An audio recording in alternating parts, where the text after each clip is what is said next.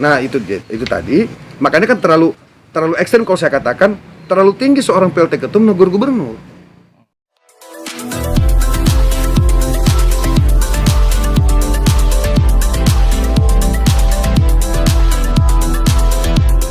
Jangan lupa ya di-subscribe dan nyalakan lonceng notifikasinya. Terlalu dangkal, terlalu kerdil. Dangkal dan segala macam. Sendiri melihatnya seperti apa sih kondisi sekarang kalau terkait dengan apa yang disampaikan? Ya, saya itu kan sebenarnya yang disampaikan oleh Bro Ketum Giring itu kan ada 2 poin yang saya catat di sini.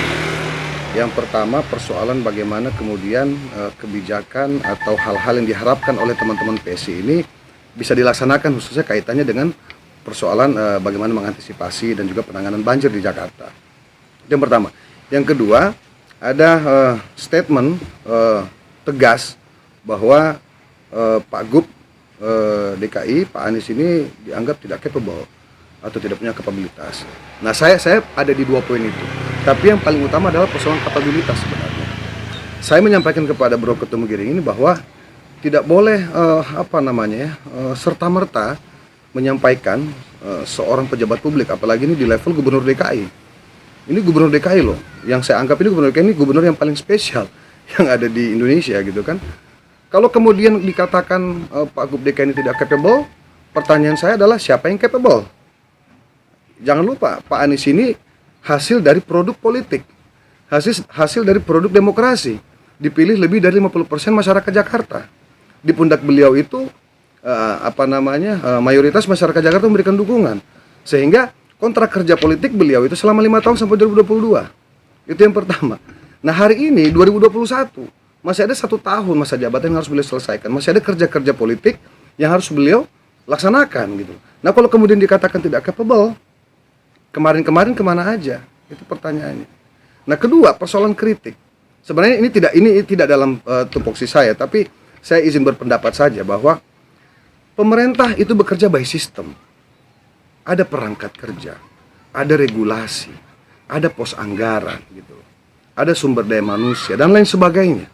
Kalau kemudian dikatakan, saya kalau nggak salah ada baca bahwa katanya ada anggaran normalisasi dihilangkan, ya kan? Pengurukan ditiadakan, pembuatan waduk dan lain sebagainya sepertinya tidak ada. Pertanyaan sederhananya adalah, kok bisa tidak ada anggarannya? Menu kegiatan pelaksanaan penyelenggaraan pemerintah itu ada yang namanya APBD. Gitu loh. Itu menu utama kita menyelenggarakan pemerintahan. Itu pedoman. APBD yang diperdakan, diundang-undangkan loh, nggak main-main loh APBD itu.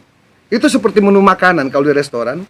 Inilah yang harus dilaksanakan di 3 bulan pertama, di triwulan kedua ini, di triwulan ketiga ini, sampai masuk kepada anggaran perubahan ini. Nah, kalau dikatakan kenapa dihapus? Lah kenapa DPR juga mengiyakan untuk dihapus? Ada penandatanganan nota kesepakatan berkaitan tentang batang tubuh APBD per tahun anggaran. Itu yang tanda tangan itu sebut saja misalnya gubernur sama ketua DPRD gitu. Nah, kalau ada harapan-harapan teman-teman DPRD, katakanlah melalui PSI misalnya gitu kan, yang belum sempat dimasukkan dalam batang tubuh APBD dalam rencana kerja dan anggaran, ya masukkan loh. Kalau dikatakan bahwa dihapus atau ditiadakan dan sebagainya, kenapa mau disepakati anggarannya? Anggarannya jangan disepakati dulu sampai ketemu kesepakatan itu gitu. Dan yang terakhir, banjir ini kan persoalan template ya. Saya di Jakarta, masuk Jakarta kuliah tahun 97. Artinya saya di Jakarta sudah 24 tahun. Berkuliah, beraktivitas, bekerja sampai jadi anak band, bahkan jadi wali kota dulu, balik lagi sekarang ngeband lagi gitu kan. Udah cukup banyak fase-fase gubernur yang saya juga alamin gitu kan. Ya, artinya kita tidak kemudian menilai bahwa gubernur dulu tidak melakukan apa-apa. Semua punya kerja-kerja dengan porsinya. Gitu loh. Pak Anies pun juga saya yakin bekerja dengan porsinya dia. Kalau dikatakan bahwa tidak ada normalisasi, apa iya? Buka dong pedomannya. Karena pemerintah pun tidak boleh melaksanakan kegiatan kalau tidak ada anggarannya, Pak. Itu temuan juga itu. Kok bisa dilaksanakan tidak ada anggarannya? Kenapa? Gimana caranya? Kecuali yang kecuali bersifat khusus. Katakanlah ada bencana alam. Misalnya hari ini tiba-tiba ada wabah. Gitu loh. Itu pun tetap ada aturannya. Tidak sembarangan. Gitu loh, kita melakukan perubahan pola-pola anggaran yang sudah ditetapkan melalui peraturan daerah seperti itu. Nah, ngelihat semangat Bro Giring ini gimana? Semangat Tidak ada yang salah. Maksud saya happy juga bahwa Bro Ketum Giring sangat sangat perhatian dengan bagaimana program-program pembangunan Jakarta, khususnya berkaitan dengan bagaimana agar supaya Jakarta itu tidak ada yang salah. Itu bukan tupoksi saya untuk melarang beliau, itu beliau ada. Yang saya persoalkan adalah kenapa kemudian Pak Anies dikatakan tidak capable. Oke, sekarang kita tanya balik kepada Bro Giring, siapa yang capable? Kalau Pak Anies ini dianggap tidak mampu, siapa yang mampu? Gitu loh. Ini kan terlalu politis. Gitu loh. Malah terkesan tendensius kan. Nah, artinya apa? Kalau memang ini minta maaf arahnya ke arah statement politis, ya sebentar lagi kan selesai Pak Anies. Tunggu waktunya. Kan gitu kan? Tunggu waktunya, bertarung lagi gitu loh. Kalau kemudian ke depan katakanlah PSI, teman-teman PSI punya kader, punya calon yang memang dianggap capable tadi, dianggap mumpuni untuk maju sebagai gubernur DKI, khususnya mengatasi banjir, ya dorong. Biarkan masyarakat yang akan menilai nanti. Apakah kader yang didorong oleh PSI atau partai-partai lain ini sesuai dengan apa yang kita harapkan apa tidak? Gitu. Menang apa tidak? Gitu. Ada pendapat publik yang menganggap bahwa cuitan AA yang begitu panjang adalah bentuk keberpihakan AA terhadap Pak Anies Baswedan. Saya tidak kenal Anies secara dekat. Seingat saya ketemu Pak Anies ini baru satu kali. Waktu ada acara di Bundaran HI, kalau saya nggak salah ulang tahun Jakarta. Waktu itu beliau undang saya datang ke Jakarta untuk ngadirin kegiatan tersebut, bawain lagu Sidul Anak Betawi. Gitu. Itu aja. Di belakang panggung dia sampaikan, Pak Wali mohon maaf kemarin saya waktu kegiatan Haul Guru Tua ke Palu saya nggak sempat ketemu Pak Wali. Ya artinya kesan saya kepada beliau sih ramah saja. Tidak ada yang kemudian berlebihan menurut saya, biasa-biasa saja. Secara dekat saya secara umum saya tidak pernah berhubungan dengan Pak Anies, tidak pernah ada. Jadi ini tidak ada maksud bahwa saya berada di pihak Anies atau enggak lah. Kalau kemudian kita tidak suka dengan pemimpin pencitraan, kita sepakat persoalan itu. Kita tidak ada yang suka pemimpin pencitraan. Kemudian kita bahwa pemimpin itu seakan-akan tidak bekerja gitu ya. Kita sepakat, kita tidak mau pemimpin itu harus bekerja, kan begitu. Tapi yang menjadi persoalan sekarang ada bahasa kapabilitas. Gitu loh, tidak capable, tidak berkemampuan untuk menjadi gubernur, tidak berkemampuan untuk melaksanakan penyelenggaraan pemerintahan di Jakarta. Nah, terus yang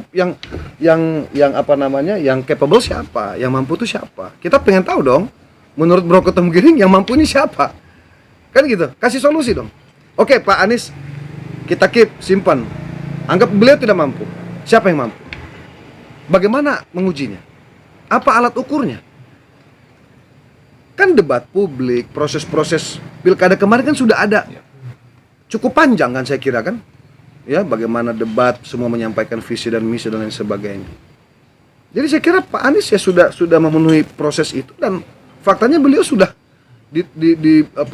mendapat amanat dari masyarakat untuk melaksanakan tugas itu.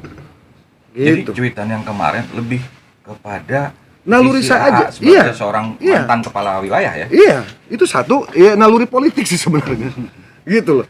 Karena saya anggap Bro Ketum Giring ini kan statement politik. Ya. Setiap statement penyampaian yang dikeluarkan oleh seorang dalam posisi ketua umum ini bro dalam struktur bernegara ini presiden, gitu. Jadi di partai ketua umum itu presiden, ketiga. Dalam struktur bernegara, struktur kenegaraan. Jadi menurut saya seorang ketua umum itu tidak boleh sembarangan berbicara. Gitu. Sama halnya kami pun juga punya ketua umum di Partai Nasional. Ada Pak Zulkifli Hasan gitu. Dan selama ini saya lihat Pak Zulkifli Hasan juga pun tidak sembarangan berbicara. Karena apa yang disampaikan oleh ketua umum itu apa? Itu seperti mandat gitu loh, seperti sebuah ketegasan penyampaian yang tidak bisa ditawar, yang tidak boleh ditarik kembali, gitu. Nah itu tadi, makanya kan terlalu ekstrem kalau saya katakan terlalu tinggi seorang PLT ketum negur gubernur. Cukup ketua DPW PSI saja kalau dia punya ketua wilayah di DKI, atau mewakili parlemen yang terwakil melalui parlemen. Jadi kan terlalu politis banget ya, status politis ya. Nah, sekarang hubungan secara pribadi dengan Bro Giring, kita Kemarin Bro Giring kan sempat dukung saya juga untuk maju sebagai wakil gubernur di Sulawesi Tengah. Itu saya dengan Giring nggak ada masalah. Saya dengan Giring sangat bersahabat. Memang kebetulan kalau kita bicara senioritas, saya senior karena saya lebih dulu masuk di industri baru beliau. Kalau saya nggak salah bedanya kurang lebih 3-4 tahun saya lebih dulu. Jadi Bro Giring ini sudah saya anggap seperti adik saya dan sahabat saya, mitra saya di panggung. Gitu. Jangan lupa ya di subscribe dan nyalakan lonceng notifikasinya.